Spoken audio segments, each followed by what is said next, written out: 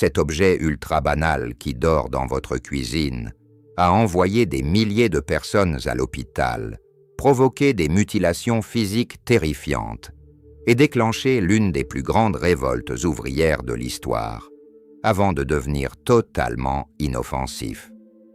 Aujourd'hui, allumer une flamme prend une fraction de seconde.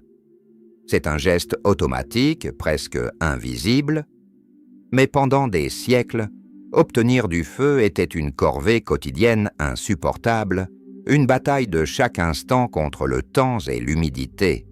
Et le plus fou, c'est que l'outil qui a tout changé, cette petite tige de bois que vous jetez après usage, n'est pas né d'un plan scientifique parfaitement orchestré, mais d'un simple accident de ménage dans l'arrière-boutique d'un apothicaire. Si vous aimez découvrir l'envers du décor de ces objets qui ont façonné notre monde, laissez un petit pouce bleu pour aider la chaîne à grandir. C'est fait? Alors on continue. Pour bien mesurer la révolution de l'allumette, il faut d'abord plonger dans le quotidien de nos ancêtres, avant les années 1800. Imaginez un hiver glacial. Si votre feu de cheminée venait à s'éteindre au milieu de la nuit, vous étiez dans une situation critique. Pour le rallumer, pas de bouton, pas de gaz.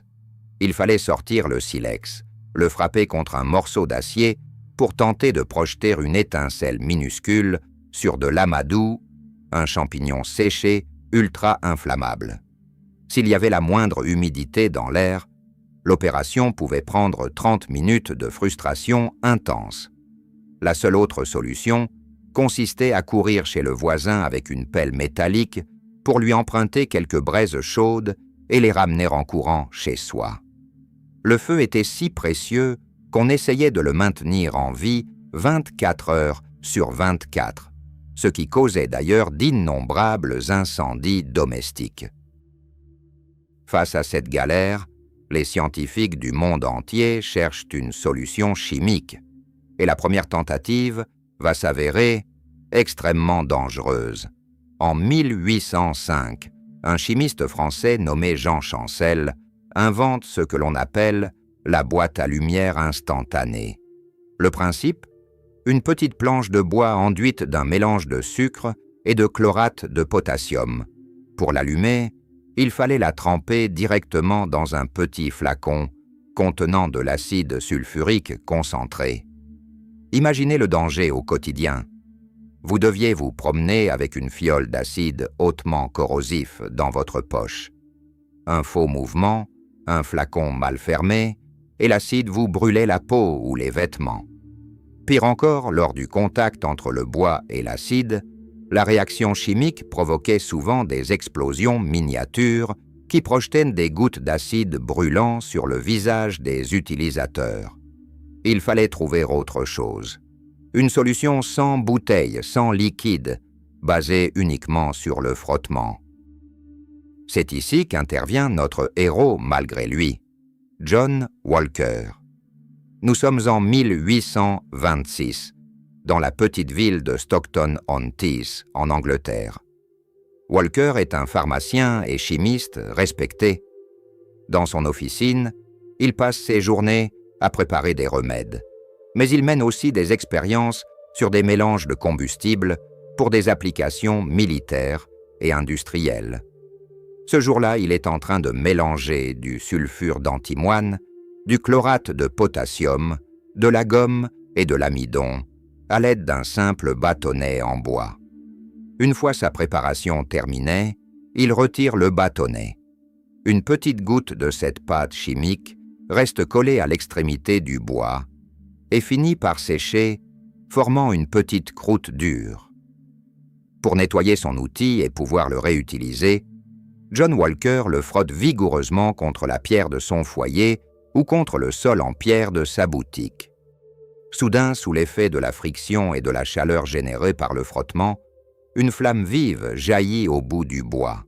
John Walker vient de réaliser ce que l'humanité cherchait depuis des siècles.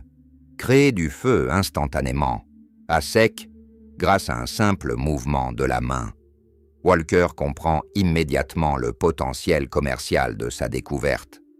Il commence à fabriquer ses petits bâtonnets dans son arrière-boutique et les vend sous le nom de Friction Lights, ou lumière à friction. Malheureusement pour lui, John Walker est un homme de science, pas un homme d'affaires. Il refuse de déposer un brevet pour son invention, estimant que le feu est un bien commun qui doit être accessible à tous. C'est une erreur stratégique monumentale. Un inventeur londonien très opportuniste, Samuel Jones, visite la boutique de Walker, observe le produit, copie la formule et dépose immédiatement un brevet sous le nom de Lucifer. Jones fait une fortune colossale, tandis que John Walker meurt quelques années plus tard dans l'oubli le plus total, sans jamais avoir touché un centime pour sa révolutionnaire découverte. Mais ses premières allumettes, les lucifères, ont un inconvénient majeur. Elles s'allument avec un bruit d'explosion miniature très sec, projettent des étincelles brûlantes sur les tapis et les vêtements, et dégagent une odeur d'œuf pourri tellement insupportable que la boîte contient un avertissement écrit « Tenir éloigné des personnes aux poumons fragiles ». Mais le véritable cauchemar de l'allumette commence lorsque les industriels décident de rendre l'allumage encore plus facile.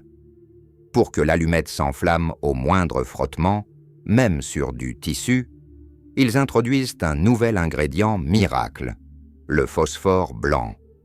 Cette innovation va transformer l'allumette en un produit de consommation de masse, mais elle va aussi déclencher l'un des plus grands scandales sanitaires de l'ère industrielle.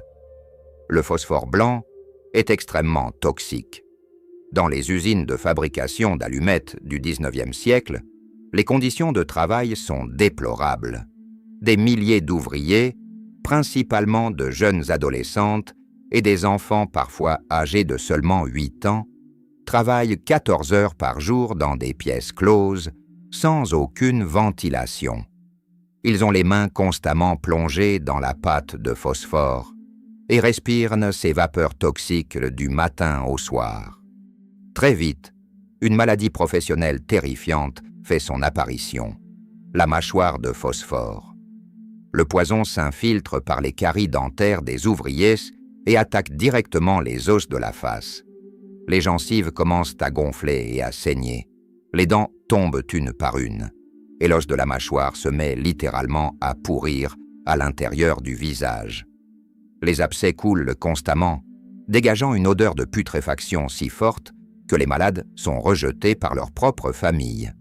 Le plus terrifiant dans cette maladie, le phosphore accumulé dans les tissus osseux rendait la mâchoire des malades visiblement fluorescente dans le noir. Les malheureux brillaient d'une lueur verdâtre sinistre lorsqu'ils éteignaient la lumière.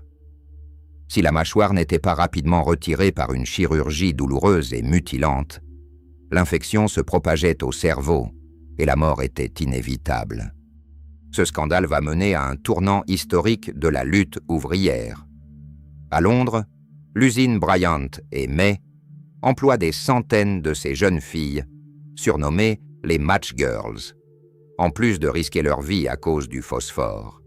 Elles reçoivent des salaires de misère et subissent des amendes injustes si elles laissent tomber une allumette ou si elles ont les pieds sales.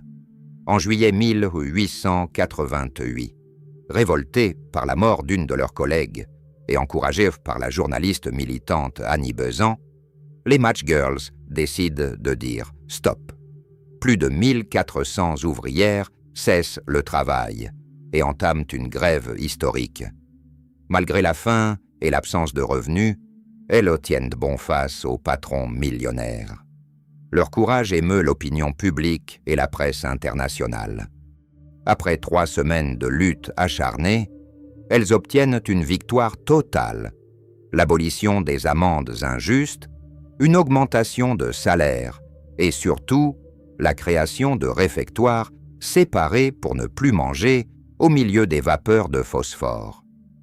Cette grève des Match Girls est aujourd'hui considérée comme l'acte de naissance du syndicalisme moderne pour les femmes en Europe.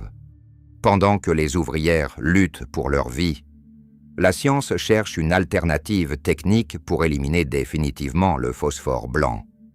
La solution va venir de Suède. En 1844, un chimiste nommé Gustav Erik Pasch a une idée de génie. Pourquoi mettre tous les ingrédients inflammables sur la tête de l'allumette? C'est cela qui la rend si instable et dangereuse. Pasch décide de séparer les composants. Il remplace d'abord le mortel phosphore blanc par du phosphore rouge, une version modifiée chimiquement qui est totalement inoffensive pour la santé. Ensuite, il place ce phosphore rouge uniquement sur la bande de friction, située sur le côté de la boîte, tandis que la tête de l'allumette ne contient plus que des agents oxydants. C'est la naissance de l'allumette de sûreté, perfectionnée et industrialisée par les frères Lundström. Désormais, l'allumette ne peut plus s'allumer par accident en frottant contre votre pantalon ou dans votre poche. Elle a absolument besoin du frottoir de sa propre boîte pour créer la réaction chimique nécessaire à la flamme. Le produit devient enfin totalement sûr pour l'utilisateur, inoffensif pour les ouvriers et facile à produire à des milliards d'exemplaires. L'allumette paraît aujourd'hui minuscule, presque désuète face aux briquets piézoélectriques et aux plaques à induction. Mais derrière ce petit bâtonnet de bois se cache une épopée humaine et scientifique incroyable. Née d'un simple geste de nettoyage accidentel dans une officine anglaise, elle a traversé les heures les plus sombres de la révolution industrielle avant de devenir l'un des premiers objets à offrir à l'humanité le luxe ultime, le feu instantané et sécurisé au creux de la main. Si cette histoire vous a surpris, laissez un like et abonnez-vous à la chaîne Comment c'est né? Dis-moi aussi en commentaire quel objet du quotidien cache une histoire secrète que tu veux analyser dans la prochaine vidéo. On se retrouve très vite pour un nouveau mystère.